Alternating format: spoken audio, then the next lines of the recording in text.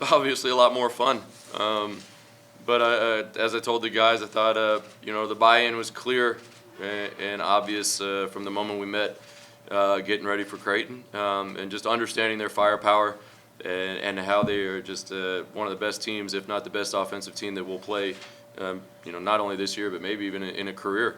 And but the guys, the effort was a clear understanding that the effort had to be at the level it was at to give ourselves a chance to win a game, and without a doubt, it was there, and the tone was set early, and just really proud and happy for them, because I think with a lot of things they've dealt with in terms of injuries and availability and whatnot, asking guys to do things and kind of put a Band-Aid on things, for them to come out and get this type of win over a top 10 team, I just feel like they deserve it. But they understand. They're going to hear me say it a lot. I said it in the locker room. I'm going to say it now. I'm going to say it tomorrow. That what they did is they gave themselves an opportunity to go play another game against another great program, and didn't make it easier. It's going to get everybody's attention. Going to get a lot of attention after this one. So, got to understand that the work's got to start tomorrow morning, getting ready for St. Mary's. Keylan, just how did it feel to be back on the court? I was just living in the moment, man. I just wanted to help these guys. I'll be practicing with them every day, and they're hard workers, and we all just want to get wins. And so once you understand how you can help, you just want to put forth that effort. And obviously, Kruger, he had a great game plan, and we just stuck to it, and it played out in our favor. But it felt amazing, though. Before the game started, after the anthem went, I saw you kind of under the basket, with your head down, kind of taking in the moment. What was going through your head? Just praying, do my little regimen. It's been a while since I played, obviously, but just didn't want to lose my old routines, obviously, and just fit in to whatever it is we run. Coach, can you talk about just getting the news of Keylan being able to play today and how that went? It's been an interesting day. I think probably like these guys, it hit the Twitter world, and but like most things, you're just kind of like that. We don't know what that means. We didn't really give it much thought. And then we saw a little bit later a statement, and then it started to have some teeth and some possibilities. But even then, to be honest, I didn't think there was a strong possibility that it was going to happen in the time frame that it did. Nothing usually moves too quickly on that side of the ball. But we just asked him if he was ready, wanted to do it, said he wanted to play. So. It worked out pretty well for us. When did you realize that for sure he could play tonight?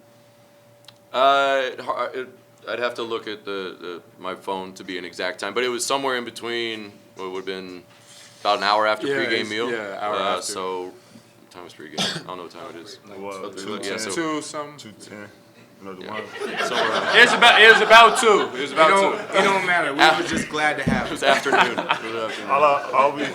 All we remember was we was in the locker room getting ready, Cheering. and then we heard some information, and like majority of all the teammates just ran upstairs and grabbed Keylan and started cheering for him and stuff like that.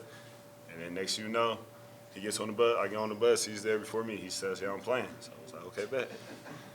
Kalib, what was it like playing with your brother? We talked about how you already know where he is on the court without even looking. Oh yeah, no, it was amazing because like there was a period where coach was trusting me, Key, DJ, just to like run the same thing. We kept getting positive results over and over again, and that trust is knowing the fact that like me and my brother knows what we're gonna do. I knew Key was gonna, if he looks away from me, he's gonna dribble, he's gonna come back, just throw the ball at me. So I stay longer than I post up longer than I should be, and it's same thing. Like I know he's gonna cut and where he's gonna be at. So it was a great feeling. This is what me and my brother missed for the whole past year. Is this what it looked like in your mind when you saw you playing on both ends like this? Yeah. No, I think what the guys did tonight, that was it was going to be a lot of fun with this group as it goes forward, is just kind of the way they played off each other. Saw something was working.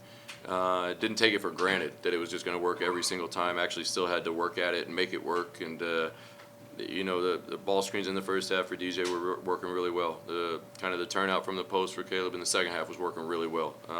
So just kind of doing that, but understanding spacing. All 5 guys know where they need to be. But again, I think until we gave up a couple of kind of looks there late at the rim, which we had talked about, we didn't want to give up threes, so we kind of conceded that to an extent. really on the defensive side is what I think is going to show on the film that it's just going to be by far our best performance of the year. But kind of how it looks a lot in practice when the guys are together and worrying about nothing other than getting the rebound. Hey DJ, how much easier does it make your job knowing that you have a guy like Kalib that you can throw the ball into and then he can score in the post and then they have to react to that? Man, so much easier. Man, I mean, I play with a guy that can score in the post in high school, but just having another guy in college that can score in the post like he can, it just makes my job a lot more easy. DJ, you're coming off that game where you had a chance at the game winner, missed, but to come out tonight 16-9, to put on a performance like that against a top 10 team, how did that make you feel? It made me feel great, especially Keylan. After that shot, he was talking to me on the bus after the game, just telling me to keep my head up. Keylan's always positive, so it was just great having him out here tonight. But it was just great to get the win. Coach, a couple of guys were throwing up hearts towards the crowds and after everything from last week. Just how much do you think this means to the champion team? Yeah, I think it's just the crowd was into it. Always the more supports, the better. But yeah, as we've talked about, it's been a different week, and not something that we've ever experienced or there's any playbook for of how to handle certain things other than the guys hopefully feeling that they're supported and they're hopefully feeling that the resources that the university provides is what they're looking for if they need it. And I think having those resources available, I think was kind of a big deal, to have just kind of that support and that love from the UNLV community and the city, and I think it was just something that's really appreciated. You mentioned the improvement on the defense. What specifically on the perimeter do you think worked really well tonight against Creighton?